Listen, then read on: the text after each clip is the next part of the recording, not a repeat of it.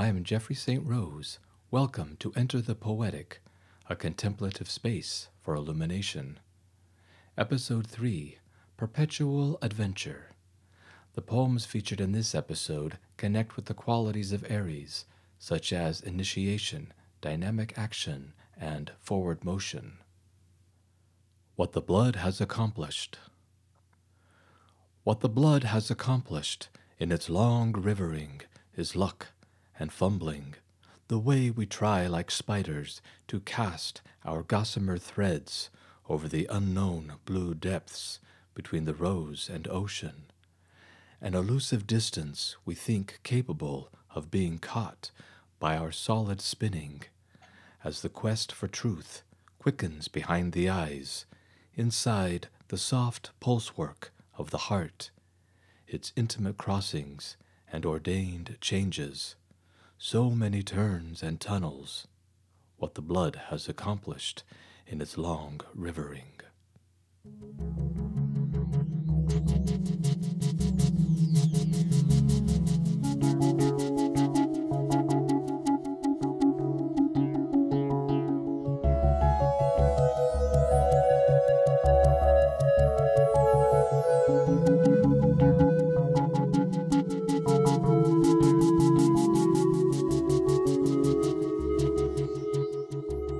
Blood is an active force moving through the body, delivering vitality. It is this life pulse of being human that gives the poem its thrust, spurring the body on to explore vast distances for discovery, part luck, part fumbling, as we make our way through the world in an effort to become more conscious of our actions, so they are more intentional and direct.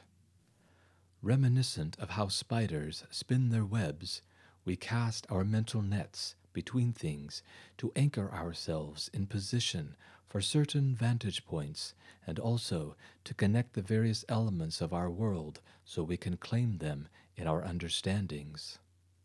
Here in the poem, the image is of gossamer threads reaching impossibly far from a rose to the ocean in an attempt to bring an intangible space into a more solidified awareness of exactly what it is and how best to utilize the space for expansion.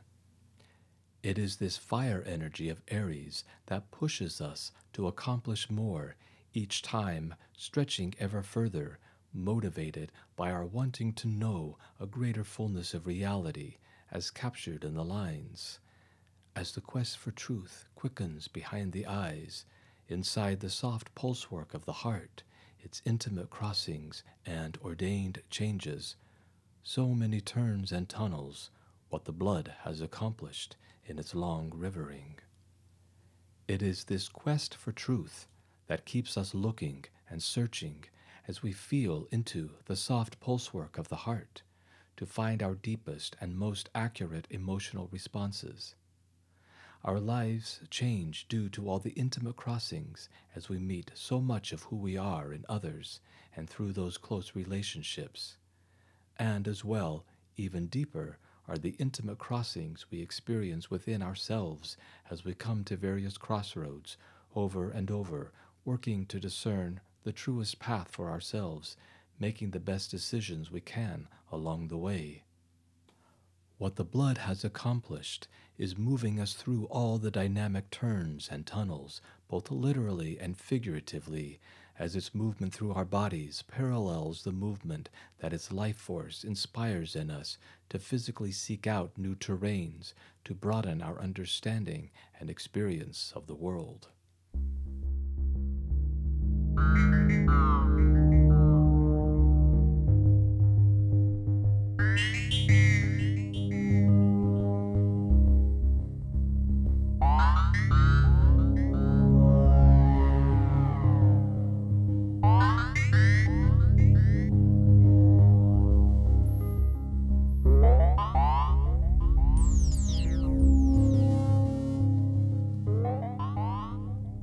Toll at the bridge.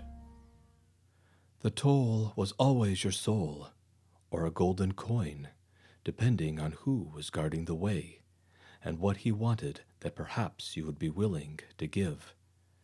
And it was never something you already had, but must risk your life to retrieve. It was either this or stay on the side of the bridge you came to escape, at least for a little while, until you found or traded your clothes for whatever it was you were expected to get. And sometimes even then the bargain changed, and the guardian wanted more, or something else he heard you might have, and would be willing to sacrifice everything for, because what would be the worth of letting you through if it didn't cost you more than you had when you began? So you would search the whole world just to return, to find no one there, and the way ahead perfectly clear.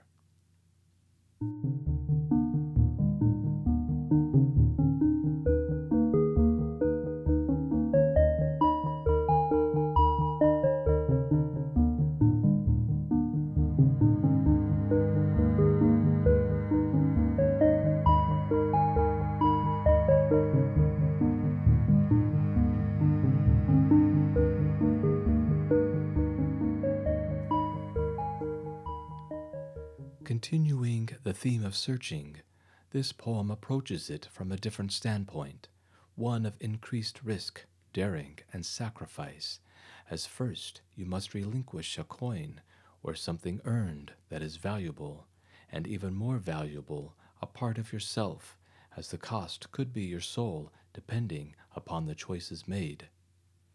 In the narrative of the poem, the toll is said to be something that wasn't already owned, but must be acquired, even at great potential risk. It was never something you already had, but must risk your life to retrieve. These lines indicate that there must be some sort of sacrifice that happens before you can continue on. This sets up a quest. If the quest is not engaged, then there can be no forward movement. This only results in stagnation. So of course the quest must be accepted, as the soul ultimately wishes to advance into new realms. And as often the way it is with life, once you have searched and acquired the requisite toll, the price had increased, or more was expected, because now you were stronger, having met all the previous challenges. So the cost to advance was even greater, but worth it in the end, since really the quest was not ever about the payment, but the journey to retrieve the payment that created the growth and strength necessary to advance into the new land, to meet whatever new challenges lie ahead that the previous quest prepared you for without you ever realizing it.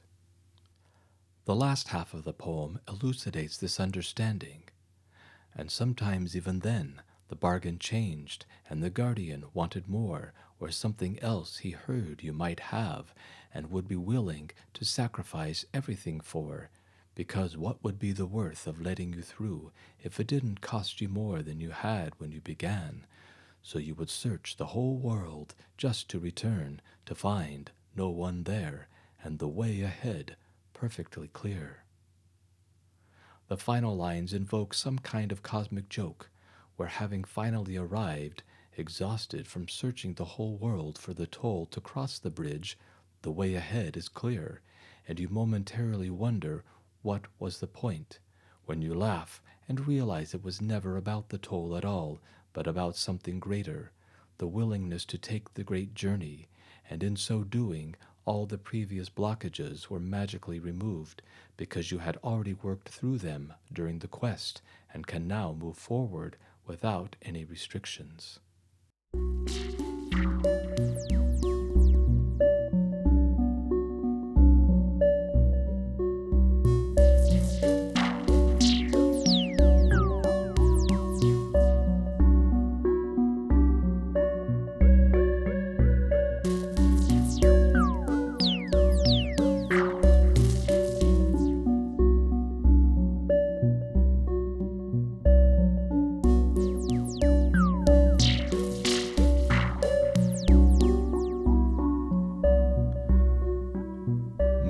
Solar Marrow. There will be other seas to walk after the shadow sheds its rock. Dusk is a visible defense, shrouding the sight with proud pretense. It's our inescapable fate to awake and illuminate. The inward insistence for light reveals a long, transcendent height. Though these shades would doom and harrow, dawn will move the solar marrow.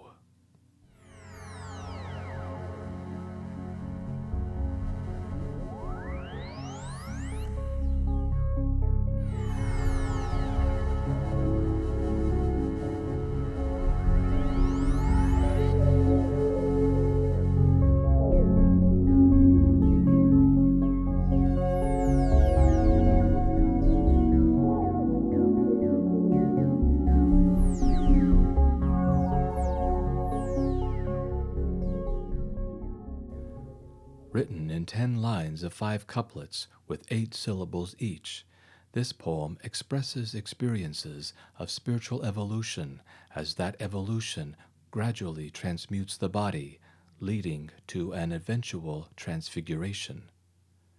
Ironically, the transfiguration begins at the beginning of the poem, while the transmutation that makes it possible only occurs at the end.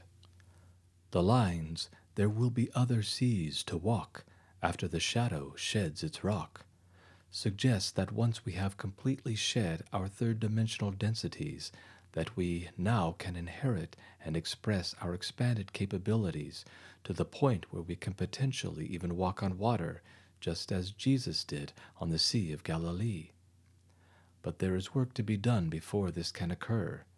The next couplet speaks to how darkness operates to shield us from awareness. Dusk is a visible defense, shrouding the sight with proud pretense. The shadow parts of ourselves are energetic defenses, keeping us from seeing our potential, trapping us in false realities and pride where we are not open to healing or learning a better way of being. But it is our destiny to undergo this transformation and embody a higher consciousness, as illustrated by these lines. It's our inescapable fate to awake and illuminate. We are here now at this time to release ourselves from millenniums of darkness and create a new civilization based on higher ideals. The inward insistence for light reveals a long, transcendent height.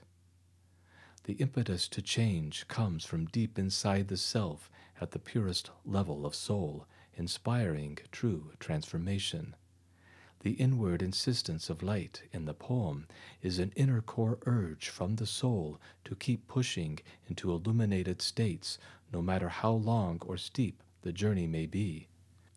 The more light we embody, the more we see there is still even more light to achieve, as more of the way is constantly revealed.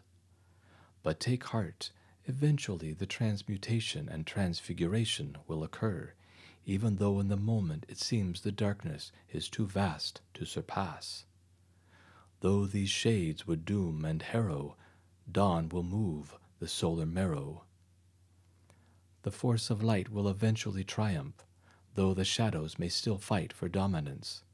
This force of light comes as an energy from the sun that flows into our bones, gradually transmuting the marrow into a light substance to eventually achieve light body, a transfiguration into a higher state of being. In addition to this literal explanation, the poem can also be read as a figurative journey from unconsciousness to illuminated awareness.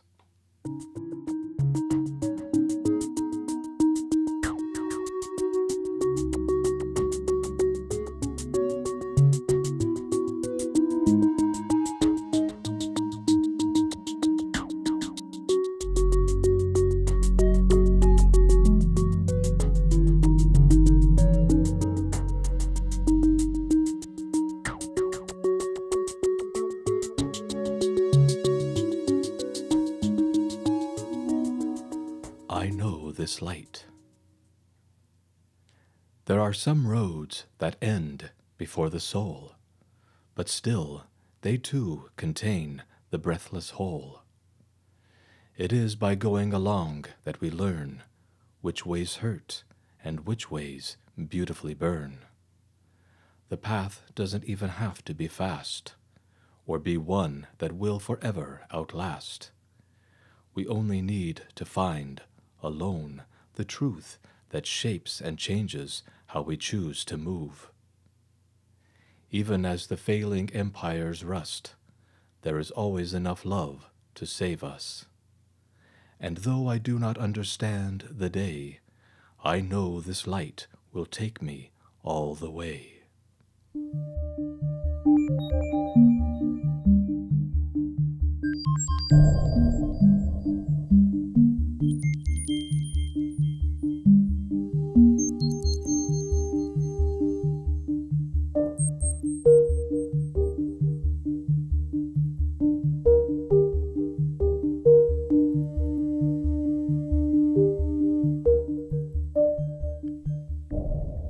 The opening of this poem, there are some roads that end before the soul, but still they too contain the breathless whole, describes how some paths we take are incongruent with our souls and don't quite reach all the way into the fullness of who we are, but they too are a part of the greater wholeness and contain that wholeness, even if those paths fall short for us and end before they have taken us where we wanted them to. Everything is contained within everything, even though not all of a specific everything will deliver us to our desired destination. This contradiction is an illuminating paradox wherein we have some paths that will not bring us into wholeness or completion, but still inherently contain that wholeness and completion. These lines suggest that nothing is separate and everything is an integrated totality, but also a unique part. Since the roads that fall short still contain the whole, they can eventually lead us to where we truly want to go. When we are on one of these paths that no longer serve us, we have an awareness of that if we are paying attention, and can then choose a different way that will take us to the next adventure where more of our journey can unfold. It is by going along that we learn which ways hurt and which ways beautifully burn. Through our experiences, we gain an understanding of what is healthy for us and what is not, which ways will take us into more suffering, and which ways will burn with the pain of illumination as we discover we have more to heal and that healing requires intentional effort. The next lines revisit the theme of the opening lines, reiterating that the path we choose in order to leave the old ways behind doesn't necessarily have to be the final path or the one that will take us all the way. Chances are it won't be, and will be just another step along the way, but still an important part, as it operates as a bridge path between where we left and where we still want to go. The path doesn't even have to be fast, or be one that will forever outlast. This new path is only ever decided by us alone with our own souls, discerning our truth and where that truth will lead us, directing which other ways we may take. We only need to find alone the truth that shapes and changes how we choose to move. There is always a light guiding us, a love saving us from ruin. Even as the failing empires rust, there is always enough love to save us. No matter which part of our lives or the world is collapsing and being destroyed, we can always choose to respond with love, which enables us to release what is no longer working so we can find what does. When everything feels like it's falling apart, take this as a sign that it is an old way being dismantled, and cultivate even more love to assist you in building a new way that will surpass what you have imagined. The final lines end the poem with an acknowledgement that we do not always need to know how the road will unfold in order to follow it with faith, trusting that it will guide us to the right place. And though I do not understand the day, I know this light will take me all the way. When we live from a place of faith, we allow ourselves to be guided by our higher consciousness that can see more of the way than we can, and thus steer us in the right direction.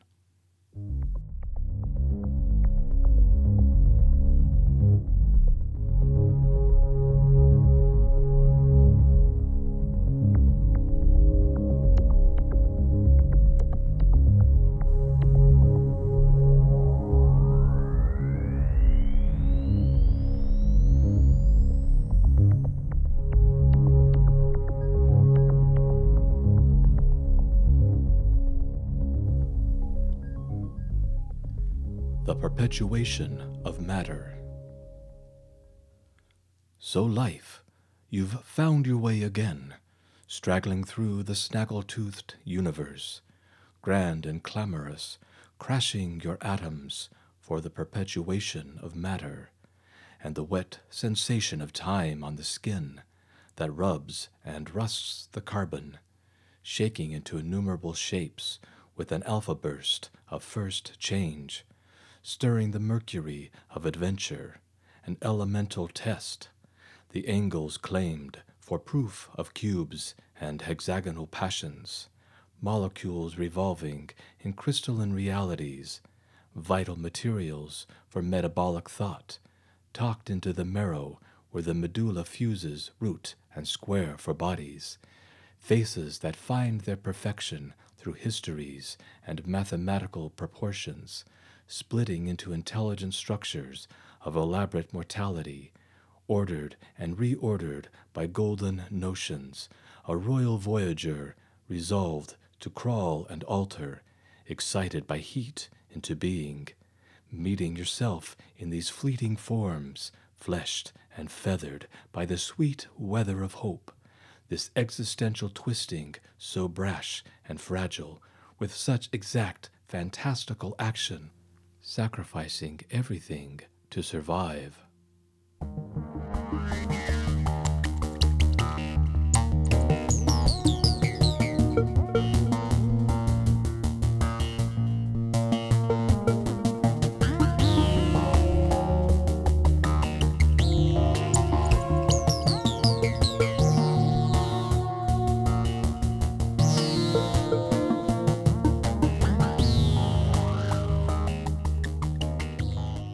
Written as one single sentence, this poem evokes the sensation of perpetual motion mentioned in the title.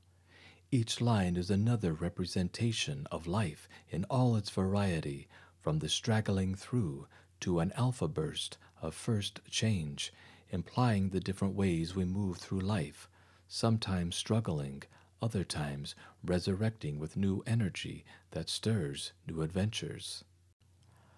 Life will always find a way to rebirth and reinvent itself, whether by grandly and clamorously crashing atoms together, which suggests the collision of galaxies and matter interacting with matter on a grand scale, or the movement through time, which changes our bodies, shaking them into innumerable shapes, signifying themes of aging and reincarnation, how we constantly return, but in a new body, with a different life and set of circumstances.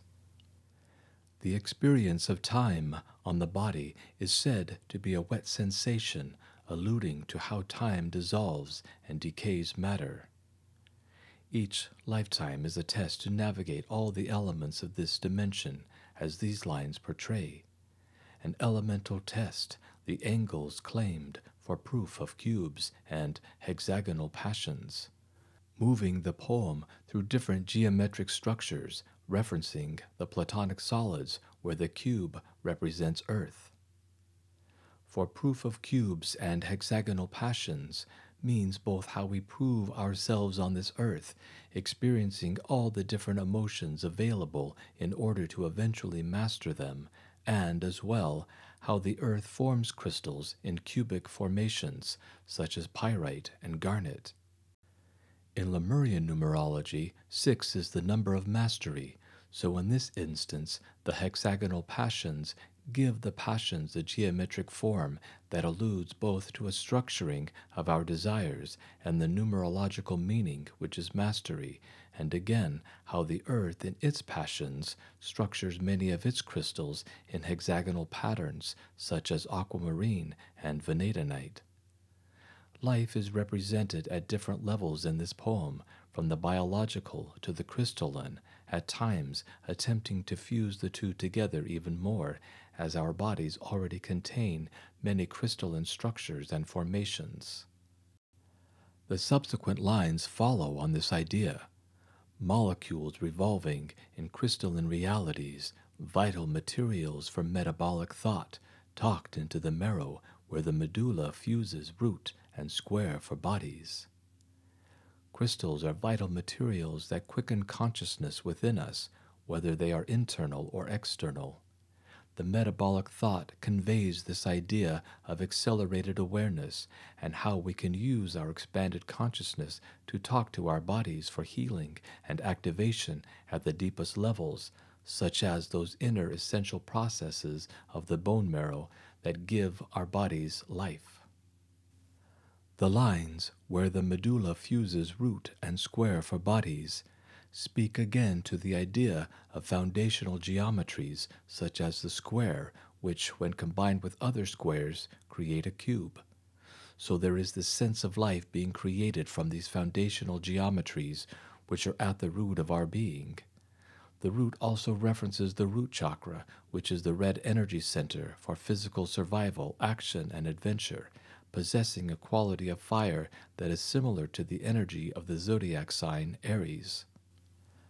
The poem then moves into references of reincarnation again, as well as genealogy, this time adding in the component of the golden ratio as a way to organize the features of the face in an ideal way.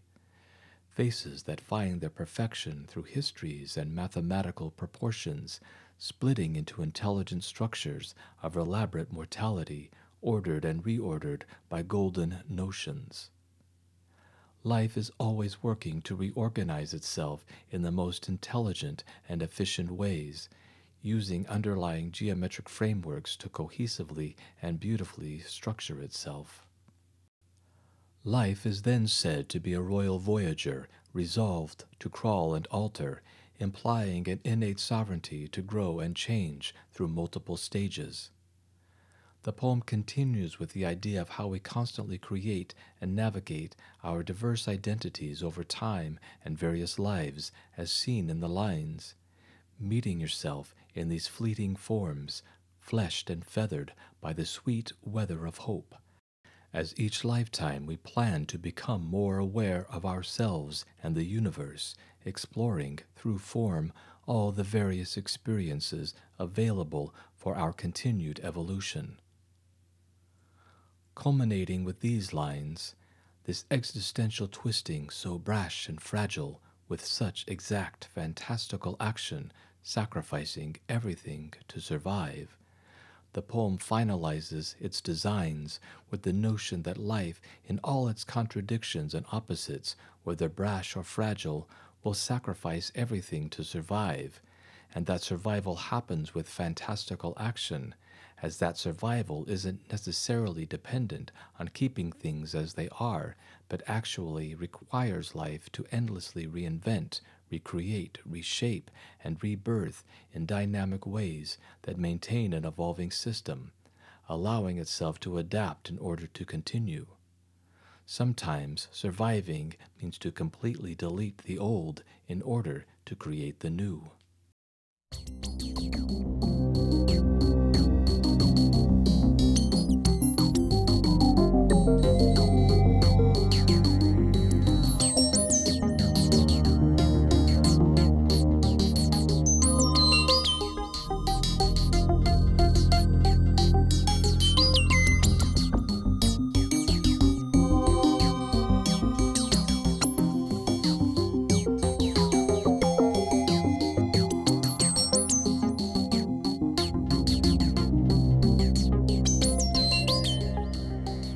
Over the Greatscapes.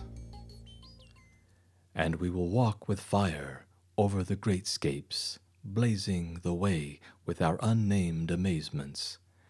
Every red will truth the root as we forever tread. Say the flames that will age and initiate.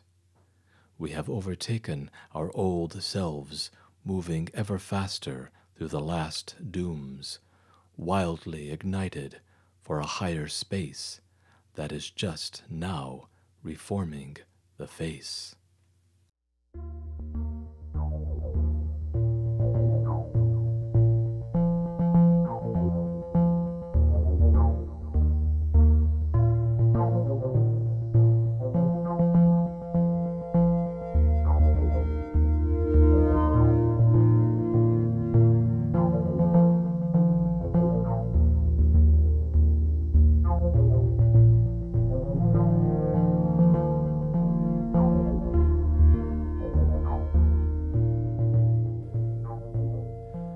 We have in this poem a fulfillment of these lines in Move the Solar Marrow. The inward insistence for light reveals a long, transcendent height. Now, having engaged the way and set out on a higher path, we are moving with mastery in a triumphant manner. The inward insistence of light has now manifested itself externally, where we are completely embodying the fire of transformation and walking confidently inside this higher fire, creating new pathways as we forge ahead. And we will walk with fire over the Greatscapes, blazing the way with our unnamed amazements. The amazements are unnamed because they are so new they have not yet been fully defined and understood, or their effects completely realized. The pioneering spirit of these lines conveys the sense of being out on the expanding edge, receiving what is there, translating and transmitting it in fresh, unprecedented, and innovative ways. The lines, "Every red will truth the root as we forever tread," reference again the root chakra and its red color, which has an energy of strength and motivation. Each shade of red will activate different aspects of the root chakra so that it is fully open and able to fulfill its truths of movement and expanded physicality, invoking the spirit of adventure as we energize and evolve the body into more luminous states, moving ever forward. Say the flames that will age and initiate. In this declarative statement, the flames of transformation are potently invoked to the extent that there is some kind of powerful initiation which transfers higher wisdom for further soul growth. We have overtaken our old selves, moving ever faster through the last dooms. This transformation accelerates as we move beyond our previous identities. Our past selves and their patterns of suffering are being dismantled and replaced with a new consciousness that is preparing us to inhabit a loftier realm. In order to do so, we first have to release the last dooms, clearing away all wounds, illusions, densities, and distortions, so we can fully emerge into this more beautiful world, wildly ignited for a higher space that is just now reforming the face. The new light is already changing our appearances as we allow it to cleanse and victoriously reshape us into the higher dimensional beings we truly are. Thank you for listening. Let the sacred fire guide and inspire.